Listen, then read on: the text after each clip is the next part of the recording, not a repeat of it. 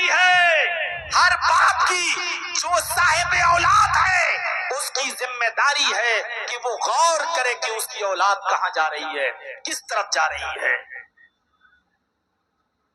آپ نے کیا تربیت دی اپنی اولاد کو؟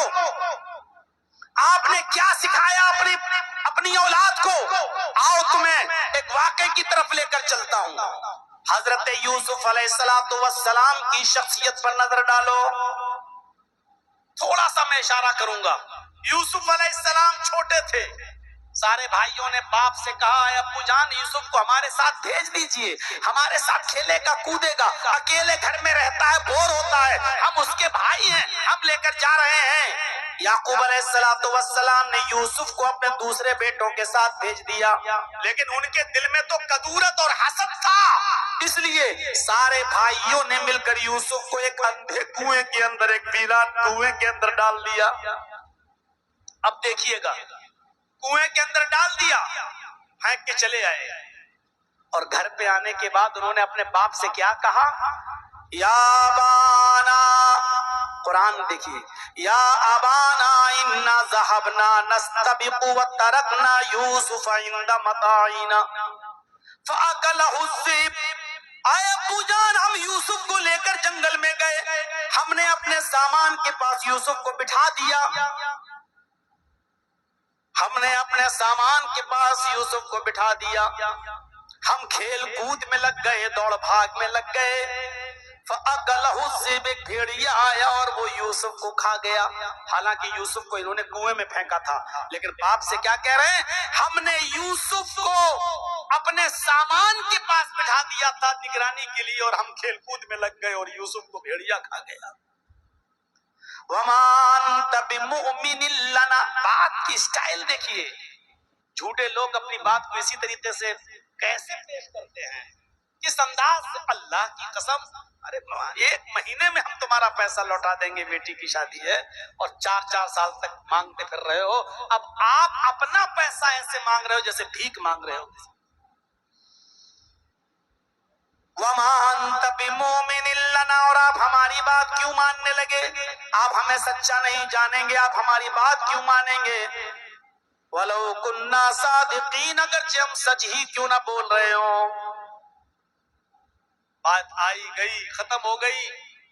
ادھر یوسف علیہ السلام کنویں میں ہیں، ادھر ایک قافلہ آیا، اس کو پانی کی ضرورت تھی، ایک آدمی نے اپنا ڈول، اپنا برتن پانی کنویں میں ڈالا پانی حاصل کرنے کے لیے، اور جب نکالنا چاہا کہ پانی آ گیا، کیا دیکھتا ہے بہت بھاری ہو گئی رسی، کھچ نہیں رہی، جب جھانک کر دیکھا تو اس ڈول کے اندر یوسف بیٹھے ہوئے ہیں، ایک لڑکا بیٹھا ہوا ہے۔ اس نے جھانک کر دیکھا، قافلے والوں سے کہا یا بشرا ھذا غلام، اے لوگوں خوشخبری ہو، ہم پانی لینے کے لیے اس کنویں کے پاس آئے، لیکن یہ کنواں تو ویران ہے، اندھا ہے، اس کنویں میں پانی نہیں ہے، لیکن خوشخبری ہو، ایک بچہ ہمیں مل گیا ہے۔ اس بچے کو نکالا گیا، یوسف کو نکالا گیا، خوش ہیں سب، چلو جلدی کرو، اس بچے کو مصر کے بازار میں بیچ دیتے ہیں، ہمارے ہاتھ آ گیا ہے، ہم اس کو بیچ دیتے ہیں۔ چوری کا مال لوگ جتنی جلدی ہو نکالنا چاہتے ہیں، کوئی اس کا اصلی مالک نہ آ جائے، اس لیے کلیا چکے علاقے میں چلے جاؤ، 20,000 روپے کا موبائل 2,000 روپے میں آپ کو مل جائے گا۔ آپ کے علاقے میں بھی ہوتا ہوگا، چوری کا مال لوگ بہت سستے میں دے کر چلے جاتے ہیں۔ ان کو یہ بچہ ملا، انہوں نے سوچا جلدی سے تقسیم کر، جلدی سے بیچ دو اس کو۔ مصر کے بازار میں گئے، یوسف جیسا خوبصورت بچہ، یوسف جیسا خوبصورت اور حسین و جمیل لڑکا کتنے میں بکا؟ آپ تعجب کریں گے، قیمت اتنا خوبصورت بچہ، لیکن وَشَرَوْهُ بِثَمَنٍ بَخْسٍ دَرَاهِمَ مَعْدُودَةٍ، چند کھوٹے سکوں میں انہوں نے بیچ دیا۔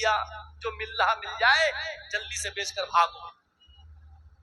قرآن نے قیمت بتائی، قرآن نے یوسف کی قیمت بتائی، کتنے میں بیچا یوسف علیہ السلام کو؟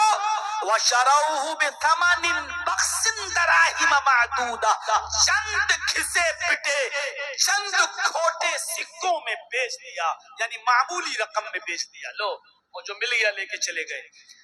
یوسف علیہ السلام کو کس نے خریدا؟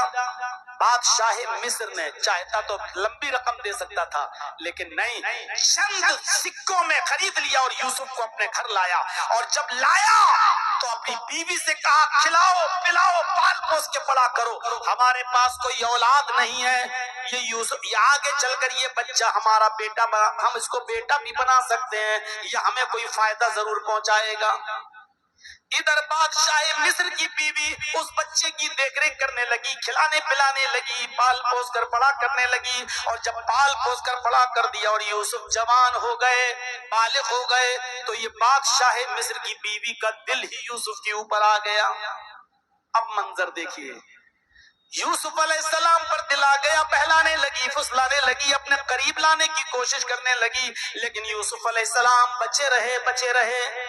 اب یہ چرچا عورتوں میں عام ہو گیا، پورے مصر کی عورتوں میں یہ چرچا ہو گیا. اور عورتیں کہنے لگی واہ یوسف کو دیکھو، بادشاہ کی بیوی کو دیکھو، عزیز مصر کی بیوی اپنے غلام کو دل دے بیٹھی، اس کے ساتھ غلط کام کرنا چاہتی ہے. عورتوں میں چرچا ہو گیا.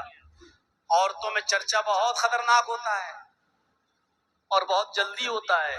اگر آپ کو کسی چیز کو بہت جلدی فیمس کرانا ہو اور کسی چیز کو کا بہت جلدی پرچار کرانا ہو تو ایک دو عورتوں کو بتا دیجئے، شام تک پورے محلے کو خبر ہو جائے گی. ایک آدمی تھا بیچارہ، اس شوہر وہ ایک تربوز کاٹ کے لایا، تربوز، اور اس نے دوپٹے میں لپیٹ لیا. دوپٹہ جانتے نا عورتیں جو اوڑھتی ہیں، اس دوپٹے میں لپیٹ لیا. تربوز لال تھا تو دوپٹہ لال ہو گیا اوپر سے. اب وہ جب گھر میں گھسا تو بیوی نے کہا اے کیا ہے اس میں؟ اس نے کہا چپ رہو میں بتاتا ہوں، چپ چپ چپ. وہ گیا اور اندر جا کر ایک الماری میں اس کو رکھ دیا. بیوی کہتی کیا لے کے آئے ہو تم؟ اس نے اپنی بیوی سے کہا سنو ایک آدمی سے دشمنی ہو گئی میری، میں نے اس کی گردن کاٹی ہے، اس میں ایک آدمی کا مرڈر کر کے آیا ہوں، اس کی گردن ہے، ابھی دن میں پھینکنے جاؤں گا تو پکڑا جاؤں گا، رات ہونے تو میں اس کو ندی میں پھینک کے آؤں گا، ابھی شور مت کرو، بس جاؤ تم کام میں لگ جاؤ. مار دیا ہم نے، ایک آدمی کا قتل کر دیا. یہ کیا کیا تم نے؟ تم میری بیوی ہو، کہنا نہیں کسی سے. نہیں، ظہر کے بعد لایا تھا تربوز، لپیٹا تھا، لال ہوا تھا دوپٹہ، الماری میں رکھا تھا، لیکن مغرب کی اذان ہوتے ہوتے پولیس گھر پہنچ گئی، چھاپا مارا، بھیڑ لگ گئی لوگوں کی. یہ آدمی کہہ رہا کیا کر رہے ہو بھائی؟ کہا نہیں مجھے خبر ملی ہے تم نے کسی کا مرڈر کیا ہے. ارے صاحب میں مرڈر کروں گا؟ آج تک میں مرغی تو کاٹ نہیں پاتا ہوں، آدمی کو کاٹوں گا؟ کیا بات کر رہے ہو؟ تو آدمی مسکراتے ہوئے کہتا ہے کہ آپ کو جو خبر لگی ہے صاحب وہ صحیح لگی ہے، لیکن میں آپ کو اس کی حقیقت بتاتا ہوں، آؤ میرے ساتھ. کیا؟ الماری کھولی، تربوز نکالا، دوپٹہ ہٹایا، صاحب یہ تربوز تھا.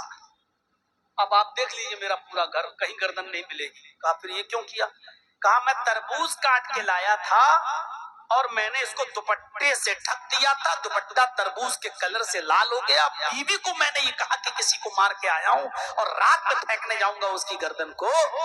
میں یہ دیکھنا چاہتا تھا کہ عورتوں کا پیٹ کتنا مضبوط ہوتا ہے، میں یہ دیکھنا چاہتا تھا کہ کوئی راز کی بات اپنی بیوی کو بتانا چاہیے کہ نہیں بتانا چاہیے، بس میں یہ اندازہ لگانا چاہتا تھا. اور میں بخوبی واقف ہو گیا ہوں کہ اب میں کتنا اپنی بیوی سے کوئی بات شیئر کروں گا اور کتنا نہیں کروں گا. بس یہی بس ایک چیز تھی میرے اندر.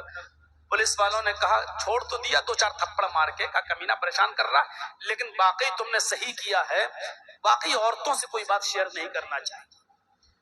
بتائیے اس کتنی خاموشی کے ساتھ اس نے رکھا اور شام تک پولیس آ گئی.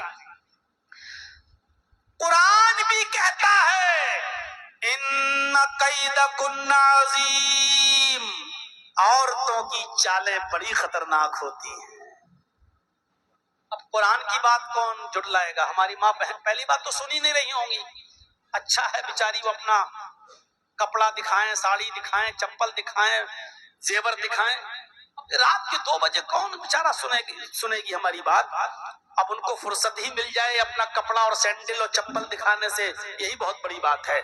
لیکن جو سن رہی ہیں وہ سنیں، غصہ نہ ہو میرے اوپر۔ قرآن نے کہا ان کید کننا عظیم، عورتوں کی چالیں بڑی خطرناک۔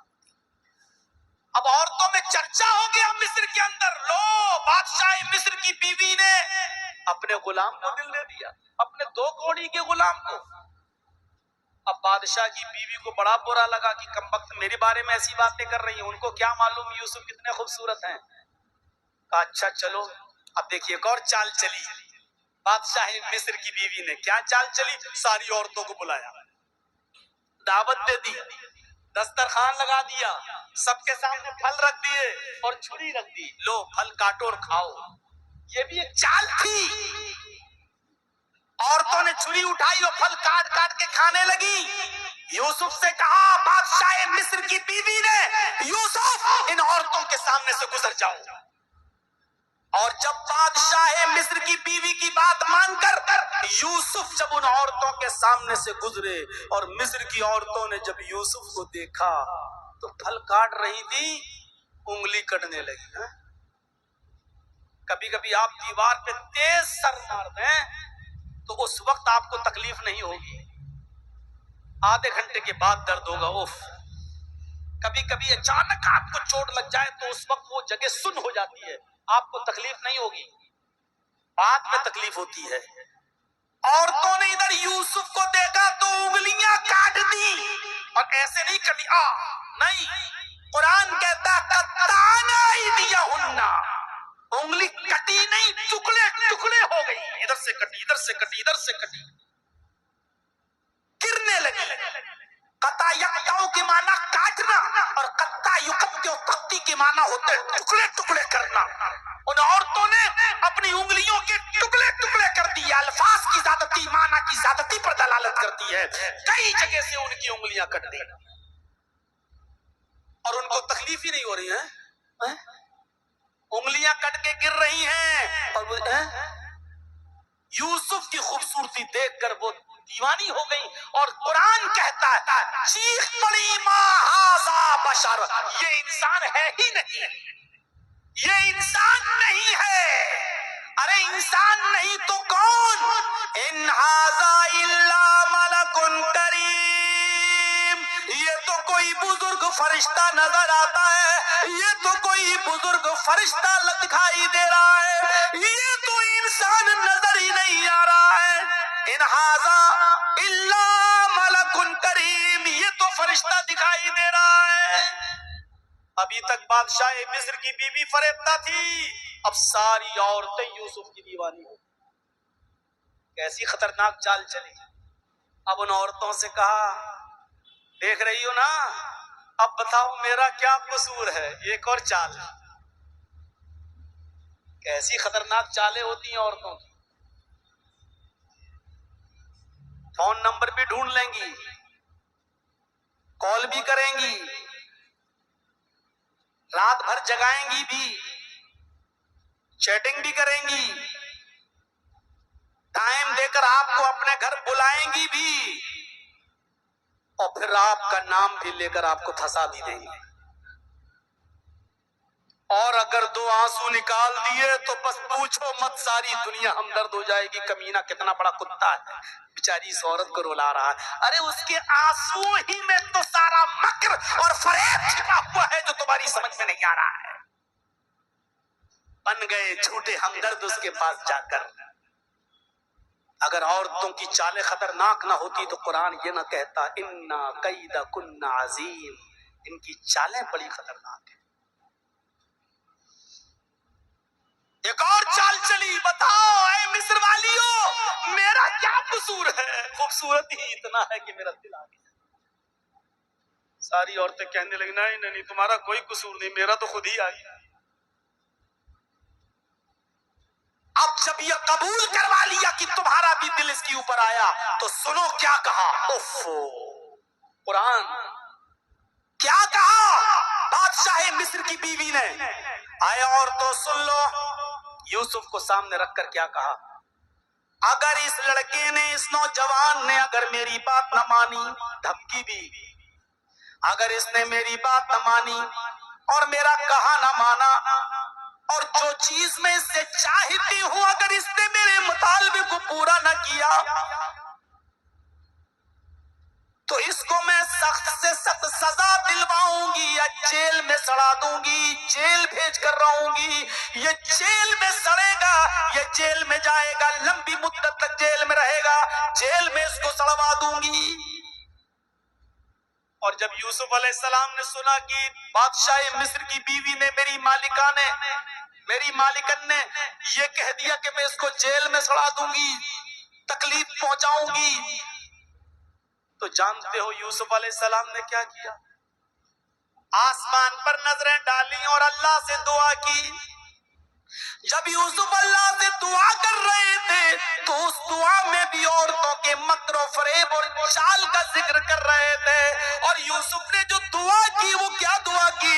رب السجن احب الی مما یدعوننی الیہ، اے میرے رب مجھے جیل میں جانا زیادہ محبوب ہے، مجھے جیل میں جانا زیادہ پسند ہے، مجھے جیل میں جانا گوارا ہے، لیکن وہ کام کرنا گوارا نہیں جس کام کی طرف یہ عورتیں مجھے بلا رہی ہیں، یدعوننی الیہ، جس کام کی طرف یہ مجھے بلا رہی ہیں۔ پتا چلا کہ ایک عورت نہیں بلا رہی تھی، ساری عورتیں یہ چاہ رہی تھی کہ یوسف میرے ساتھ مکالمہ کر لے، یوسف میرے ساتھ ٹائم دے دے اور مجھے وقت دے دے، اس لیے یدعوننی جمع مؤنث غائب کا صیغہ استعمال ہوا ہے۔ کیا کہا؟ اے اللہ مجھے جیل میں جانا زیادہ پسند ہے، مجھے جیل میں سڑ جانا پسند ہے، مجھے جیل کی زندگی گوارا ہے، مجھے جیل کھانا پسند ہے، لیکن وہ کام کرنا پسند نہیں ہے جس کام کی طرف یہ عورتیں مجھے بلا رہی ہیں اور مجھے دعوت دے رہی ہیں۔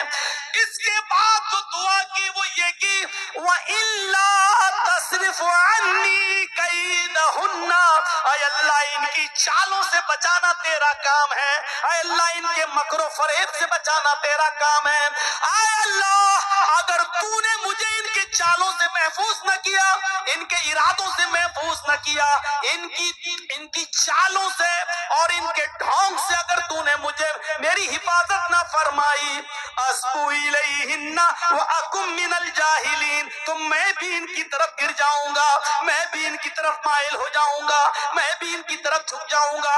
اگر تو نے مجھے ان کی چالوں سے نہ بچایا، اگر تو نے مجھے ان کی چالوں سے محفوظ نہ کیا تو میں بھی ان کے ساتھ مکالمہ کر بیٹھوں گا، وَأَكُن مِّنَ الْجَاهِلِينَ، اور میرا شمار نادانوں میں اور جاہلوں میں ہو جائے گا۔ کیا کہا یوسف علیہ السلام نے؟ اللہ ان کی چالوں سے تم مجھے بچا لے، جیل میں بھلے ہی چلا جاؤں وہ مجھے گوارا ہے۔ اب سنیے تعلیم دیکھیے کیا ہے۔ یوسف علیہ السلام کی پھر وہ پیچھے پڑ کے رہ گئی، یہ جیل میں بھی جانے کے لیے تیار ہے، زبردستی کروں اس کے ساتھ۔ اب زبردستی کرنے لگی، کیا کہا؟ یوسف ادھر آؤ، چلو ایک کام ہے۔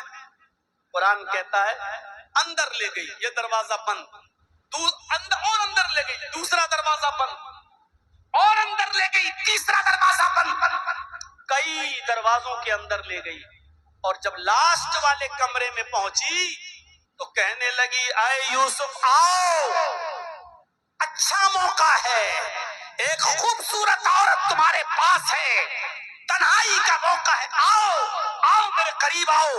یوسف کو جب اپنے قریب بلانے لگی تو یوسف علیہ السلام نے کہا معاذ اللہ، اللہ کی پناہ، میں یہ کام نہیں کر سکتا۔ وہ اٹھی، یوسف بھاگے۔ قرآن دیکھیے، یوسف علیہ السلام نے دروازہ کھولا، آگے بڑھے، یہ بھی آگے بڑھی، دوسرا دروازہ کھولا اور آگے بڑھے، آخری دروازے پہ پہنچ گئے۔ پہنچتے پہنچتے اس عورت نے یوسف کے دامن کو پیچھے سے پکڑا اور یوسف دروازہ پکڑے ہوئے تھے ایسے، یوسف یہ ہٹ گیا، یوسف دروازہ پکڑے ہوئے تھے پہلے سے، اور جیسی کھینچا اس عورت نے اپنی طرف، بادشاہ مصر کی بیوی نے اپنی طرف یوسف کو کھینچا تو یوسف کا کرتا پیچھے سے پھٹتا چلا گیا۔ کون یہ خطرناک لائٹ مار رہا بھائی؟ یہ لائٹ لڑکیوں پہ ماری جاتی ہے، تو مجھ پہ مار رہے ہو، اتنی بھی عقل نہیں ہے تمہیں؟ ضرور کوئی چھچورا ہے جس کو اس کے باپ نے تربیت نہیں دی۔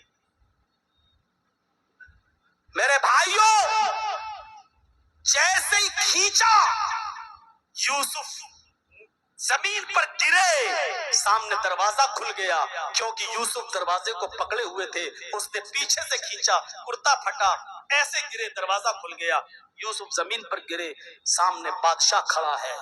غور کرو، بادشاہ پیچھے سے قمیض پھٹی ہوئی، فوراً اس عورت نے جب دیکھا تو دیکھنے کے بعد اپنے شوہر کو دروازے پر دیکھا، جھٹ سے وہی چیز جو میں پہلے کہہ رہا تھا آپ کو، ان کیدکن عظیم، بڑی خطرناک ہوتی ہے ان کی چالیں، تو یوسف علیہ السلام پر ہی الزام لگا دیا۔ دیکھ رہے ہیں آپ، اندر لے گئی بادشاہ مصر کی بیوی، دروازے بند کیے بادشاہ مصر کی بیوی نے، یوسف کو بلایا بادشاہ کی بیوی نے، لیکن جب پکڑی گئی چوری تو سامنے بادشاہ کھڑا ہے، اور بادشاہ مصر کی بیوی کہتی ہے جو تمہارے اہل کے ساتھ، بیوی کے ساتھ غلط کام کے ارادے سے اندر گھس جائے، کپڑے تک پھٹ جائیں، ایسے شخص کی سزا کیا ہونی چاہیے؟ بالآخر اس یوسف علیہ السلام کو توڑ مروڑ کر الزام لگا کر جیل کے اندر بھجوا دیا۔ مفسرین کے الگ الگ اقوال ہیں، کوئی کہتا ہے کہ 10 سال یوسف جیل خانے میں رہے، کسی مفسر نے لکھا ہے کہ 7 سال جیل خانے میں رہے، ایک لمبی مدت جیل خانے میں رہے۔ خواب کی تعبیر بتائی، مصر میں جب قحط پڑا، اس قحط کی تعبیر بتائی تو بادشاہ نے پھر اجازت دی کہ اس کو جیل سے نکالو، اور وہی جو یہ تعبیر بتا رہا ہے وہی اس کا حل بھی بتائے گا، اور کسی بھی طریقے سے ان کو ملک مصر کا بادشاہ بنا دیا گیا۔ اب آپ سوچئے، بچپن سے دور، اپنے باپ سے دور، بچپن میں کنویں میں پھینکے گئے، مصر کے بازار میں بیچے گئے، پھر بادشاہ کے گھر آئے، پھر جوان ہوئے، مختلف مراحل سے گزرے، 7 سال یا 10 سال جیل کی سلاخوں میں بھی رہے، اس کے بعد نکلے اور ملک مصر کے بادشاہ بن گئے، اور بادشاہ بننے کے بعد اپنی قمیص ایک قاصد کو دے کر بھیجا، فلاں بستی میں چلے جاؤ، ایک بوڑھا آدمی ہوگا، اس کا نام یعقوب ہوگا، یہ قمیص اس کو دے دینا، اور اتنا کہہ دینا اس سے کہ یہ قمیص تم پہچان لوگے، وہ بوڑھا آدمی اس قمیص کو پہچان لے گا۔ ایک قاصد کو قمیص دی، اپنی کرتا دیا اپنا، اور اس قمیص کو دے کر قاصد کے ہاتھ سے بھیجا۔ وہ قاصد نہیں جانتا تھا کہ جس کے پاس بھیج رہے ہیں یوسف وہ ان کا باپ ہے۔ وہ قاصد، وہ ایلچی، وہ دودھ، وہ میسنجر، وہ پیغامبر جاتا ہے اور یوسف علیہ السلام کی وہ قمیص لے کر اس بستی میں پہنچتا ہے، اور پوچھتے پوچھتے یعقوب کو ڈھونڈ لیتا ہے۔ یعقوب علیہ السلام کے پاس جا کر کہتا ہے ملک مصر کے بادشاہ نے یہ قمیص تمہیں دی ہے، اس قمیص کو دیکھو۔ اس نے کہا یہ قمیص تمہیں دیں گے تو تم پہچان لو گے یہ قمیص کس کی ہے۔ یعقوب علیہ السلام نے اس قمیص کو اپنی ناک سے سونگا، اس قمیص کو اپنے منہ تک لے گئے اور ناک سے سونگا تو اس قمیص نے بتا دیا، یعنی سونگتے ہی یعقوب پہچان گئے کہ یہ قمیص تو یوسف کی ہے، میرے بیٹے کی ہے، میری لخت جگر کی ہے۔ تو یعقوب علیہ السلام نے کہا جس نے یہ قمیص دی ہے اس کا نام یوسف ہے۔ جواب دیا ہاں۔ فرمایا کیف ترکتہ، آئے قاصد، آئے قمیص لانے والے، تم نے اس کو کس حال میں چھوڑا ہے؟ تم نے اس کو کس حال میں چھوڑا ہے؟ یعنی وہ کہاں ہے اور کس حال میں ہے؟ کیا ہے اس کا پس منظر؟ تو یعقوب علیہ السلام نے جب یہ پوچھا تو اس قاصد نے جواب دیا، تفسیر ابن کثیر پڑھیے اور معالم التنزیل دیکھیے، جب یہ پوچھا کہ کیف ترکتہ، تم نے اس کو کہاں دیکھا، کس حال میں چھوڑا، تو جواب دیا قاصد نے ترکتہ ملک مصر، ہم نے اس کو مصر کے بادشاہ کی حالت میں چھوڑا ہے۔ یعنی اے یعقوب، اس وقت وہ شخص بادشاہ بنائے، حکمراں بنائے، ملک کا مصر کا بادشاہ ہے۔ یعقوب علیہ السلام نے سنا کہ میرا بیٹا بادشاہ ہے، ملک مصر کا تخت نشین ہے، بادشاہ ہے، لیکن یہ سن کر ان کو خوشی نہیں ہوئی، رونے لگے اور روتے ہوئے کہنے لگے لا اسأل असअलुकुम अन हाज़ा, मैं ये नहीं जानना चाहता कि यूसुफ बादशाह है या गुलाम, मैं ये नहीं जानना चाहता कि वो किस डिग्री पर है, कौन सी पोस्ट है उसके पास, मैं ये सब नहीं सुनना चाहता, बस मैं ये जानना चाहता हूँ, मेरे पूछने का मतलब यह है असअलुकुम अन अय्यि दीनिन तरक्तहू, कि तुमने उसको छोड़ा तो उसका दीन क्या है, मुझे ये मत बताओ कि वो बादशाह है, चेयरमैन है, एमएलए है, एमपी है, क्या है, ये मुझे मत बताओ। असअलुकुम अन अय्यि दीनिन तरक्तहू, मुझे ये बताओ कि उसको तुमने किस दीन पे छोड़ा है। कासिद ने कहा हमने उसको जिस दीन पे छोड़ा है बस इतना जानता हूँ, क़ाला यशहदु अन ला इलाहा इल्लल्लाह, बस वो ये कहता है कि अल्लाह के अलावा हमारा कोई माबूद नहीं। याकूब अलैहिस्सलाम कहते फिर मेरे बेटे की तरबियत ठीक हुई है, अगर वो अल्लाह को पहचान रहा है, अल्लाह को अपना माबूद समझ रहा है तो कोई बात नहीं, उसकी तरबियत ठीक हुई है। इक़रा बिस्मि रब्बिकल लज़ी खलक़, इस तालीम से जो दीनी तालीम है इससे इंसान अपने रब